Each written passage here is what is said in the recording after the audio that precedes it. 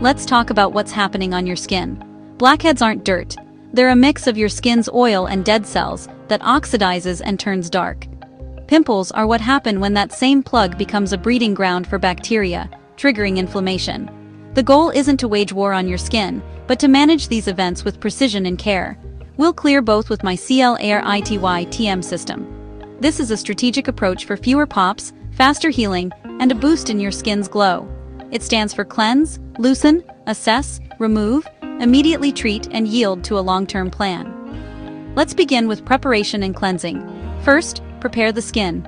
Soak a clean face towel in warm water and gently press it over your nose, the sides of your nose and your chin for 2 to 3 minutes. The warmth softens the hardened, waxy plugs of sebum inside the pores, making them easier to remove. If you have heavy SPF or makeup on, perform a quick swipe with micellar water before this step. Now, the first step of our double cleanse. Apply an oil-based cleanser directly onto your dry skin. Massage it gently for a full 60 seconds, focusing on congested areas. Oil dissolves oil, so this step is crucial for breaking down hardened sebum. After a minute, wet your fingertips and continue massaging. The oil will emulsify, turning milky. This means it has encapsulated grime and is ready to be rinsed away cleanly. Rinse with lukewarm water. For the second cleanse, use a targeted treatment cleanser. A gel with salicylic acid, a BHA, is excellent as it penetrates the pore lining to dissolve blockages. Again, massage this for a full 60 seconds.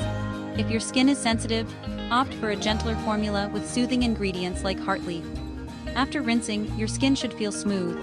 If it feels tight or squeaky, your cleanser is too harsh, which can strip your skin's barrier and trigger more oil production.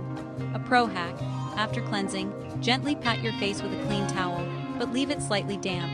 Let it air dry for 30 to 60 seconds before applying leave-on treatments. This ensures your skin's pH has normalized and improves product absorption. Remember, giving your cleansers a true 60 seconds each to work is non-negotiable. A quick splash-and-go wash doesn't give active ingredients enough time to perform. Next, we assess. Not every spot is a candidate for extraction. We use a simple traffic light system. Green light. These are eligible. This includes raised open blackheads where you can see the dark plug, or soft closed whiteheads with a visible head. Yellow light. Proceed with caution. This refers to closed comedones, flesh-colored bumps with no obvious opening. Do not pop these. Instead, treat them with chemical exfoliants to encourage them to surface over time. Red light. Stop. This is for any lesion that is red, inflamed, painful, or deep under the skin, like a cyst. Attempting to extract these will only lead to inflammation and potential scarring. For persistent, painful cystic acne, always consult a dermatologist. Now for the removal phase, but first, hygiene. This is paramount. If you're using a comedone extractor, it must be sanitized before and after every use with 70% isopropyl alcohol. If you prefer using your fingers, which can offer more control, wrap them securely in clean, single-ply tissue. This prevents your fingernails from breaking the skin. For extra hygiene, wear thin nitrile gloves under the tissue. Ensure you have a clean, well-lit mirror. For blackheads, gently stretch the skin taut around the target pore. Place the loop of your tool slightly past the blackhead, not directly on top. Press down very gently and roll the tool back over the pore. The softened plug should glide out with minimal force. If it rises easily, you're done with that spot. For eligible whiteheads, use 2 cotton swabs for a more hygienic approach. Place the tips on either side of the whitehead. Press down into the skin first, then gently push upwards. This technique helps extract contents from the base of the pore. The absolute golden rule here is the rule of twos. If the blockage doesn't release after 2 gentle attempts, stop. Forcing it will only cause trauma and hyperpigmentation. The spot is not ready. Leave it and treat it topically. If the loop tool leaves temporary red marks, place a thin piece of tissue over the skin before using it to buffer the pressure. Once a plug is removed, immediately blot the area with a sterile saline solution on a gauze pad. This cleans the empty pore and begins the healing process. Then, move on. This brings us to immediately treat. After all extractions, perform a final gentle sweep over the treated areas with saline solution and pat dry. Then, take a pinhead-sized dab of your salicylic acid gel and apply it directly onto the opening of the extracted pore to keep it clear.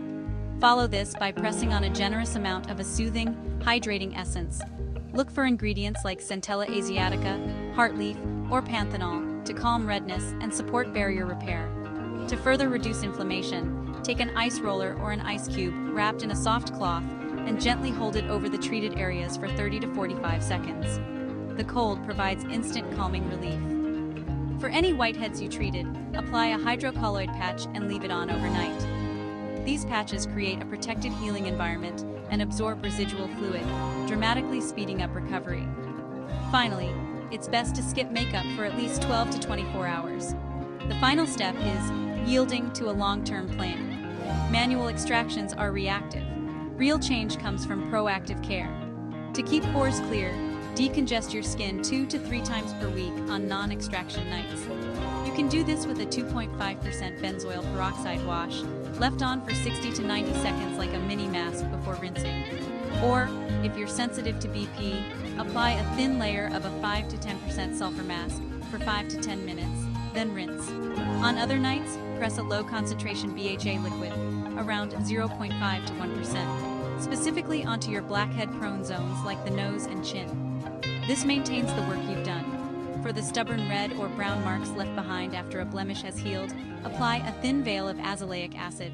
It's a brilliant ingredient for fading this post-inflammatory hyperpigmentation. A critical safety rule: do not stack strong actives.